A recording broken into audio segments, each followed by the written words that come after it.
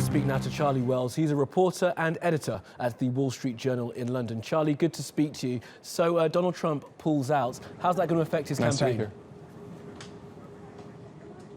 I think that this is classic Donald Trump 2016, and actually for his supporters, this sort of ties into the narrative that they really like about him, that he's sort of bucking the status quo, that he's not going to be politically correct, and that he will do things that, sort of Washington insiders and establishment candidates would never dream to do.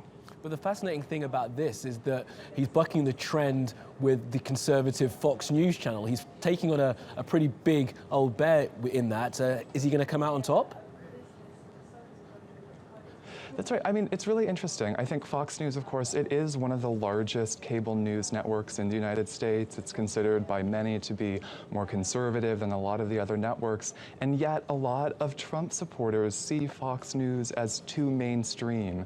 We see a lot of lambast of the mainstream media amongst his supporters, a lot of the politicians who have come out and said that they will support him in the primary. And so I think that actually, this is probably going to just elevate how they view him. That said, on the other side, there are other voters in the Republican Party who are probably quite concerned by this. Fox News itself put out a statement yesterday saying, if Donald Trump is elected president, is he going to buck the status quo by not meeting with world leaders who sort of, put difficult questions to him? And I think for someone, a voter in the U.S. who tends to vote more establishment, that could be quite concerning. Well, Charlie, you talk about some of his supporters not liking the mainstream media, but will he get enough of those people, and will enough of those people be able to get him elected into the White House?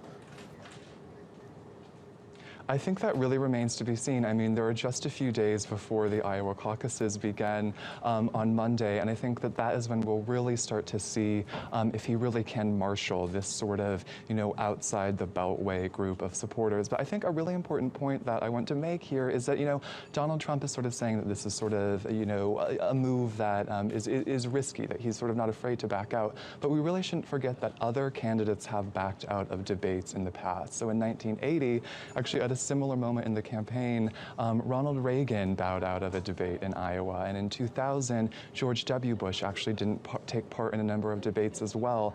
So this certainly isn't unprecedented. Well, Donald Trump following in the footsteps of Reagan and Bush, world beware. Thank you very much, Charlie Wells there from the Wall Street Journal.